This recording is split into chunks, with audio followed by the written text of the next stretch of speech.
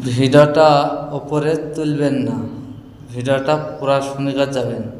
Start. হ্যাঁ ভাই। বাংলাদেশে কি দিয়ে ইফতার করে? ভাই বড় এটা। তাহলে আমি যাই গা। এই কথাটা শুনলেন তো?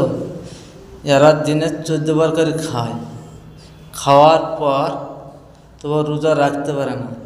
আরে বাংলাদেশের লোক বড়ই খাক, 4টি খেজুর খাক, কি জামুন তাই খাক, তারা তো রোজা রাখছে, কষ্ট করে মেহনত করে রোজা রাখছে। তারা কী দিয়ে খায় না খায় সেটি তোমার দেখার দরকার নাই ভাই।